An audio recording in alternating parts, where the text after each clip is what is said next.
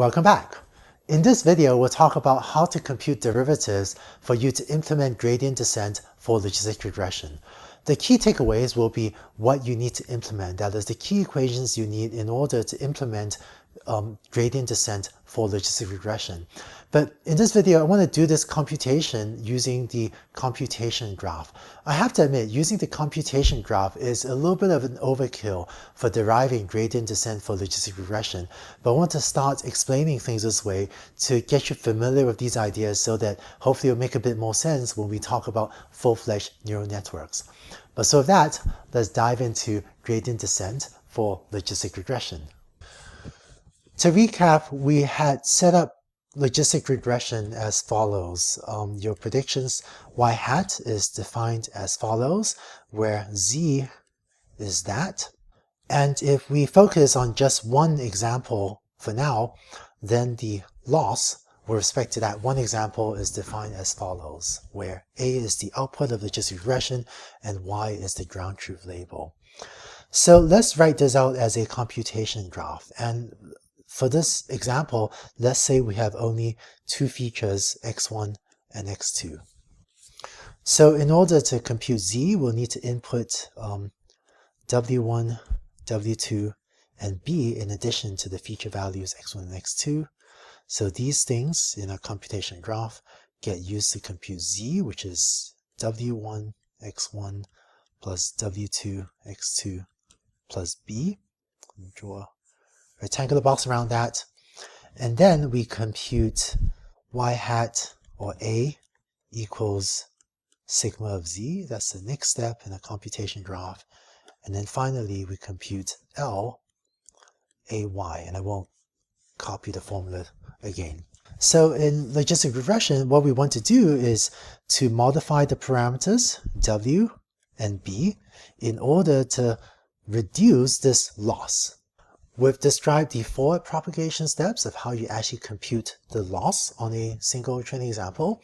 Now let's talk about how you can go backwards to compute the derivatives. Here's a cleaned up version of the diagram. Because what we want to do is compute derivatives with respect to this loss, the first thing we want to do, maybe going backwards, is to compute the derivative of this loss with respect to, so script over there, with respect to this variable a. And so in the code, you just use dA, right, to denote this variable.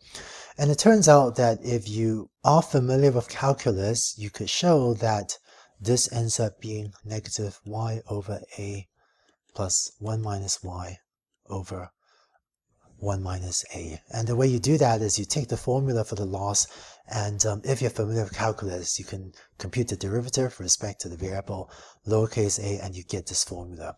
But if you're not familiar with calculus, don't worry about it. We'll provide the derivative formulas you need throughout this course.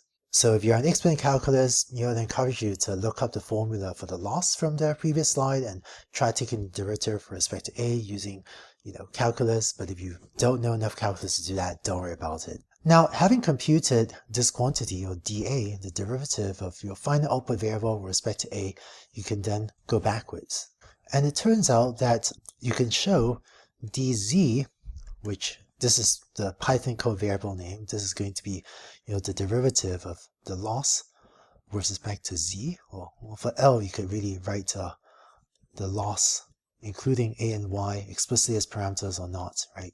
Either type of notation is equally acceptable.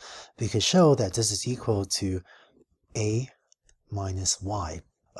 Just a couple comments only for those of you that are expert in calculus. If you're not expert in calculus, don't worry about it. But it turns out that this, right, dl dz, this can be expressed as dl dA times dA dz, and it turns out that dA dz, this turns out to be a times 1 minus a, and dl dA we have previously worked out over here. And so if you take these two quantities, dl dA which is this term, together with dA dz, which is this term, and just take these two things and multiply them, you could show that the equation simplifies to a minus y. So that's how you derive it. And then this is really the chain rule that I briefly alluded to before. Okay, so feel free to go through that calculation yourself if you are knowledgeable about calculus, but if you aren't, all you need to know is that you can compute dz as a minus y, and I've already done the calculus for you. And then the final step in backpropagation is to go back to compute how much you need to change w and b. So in particular, you can show that the derivative with respect to w1, and in code we'll call this dw1, that this is equal to x1 times dz, and then similarly dw2, which is how much you want to change w2, is x2 times dz, and db is equal to dz. So if you want to do gradient descent with respect to just this one example, what you would do is the following. You would use this formula to compute dz, and then use these formulas to compute dw1, dw2, and db, and then you perform these updates. W1 gets updated as W1 minus learning rate alpha times dW1.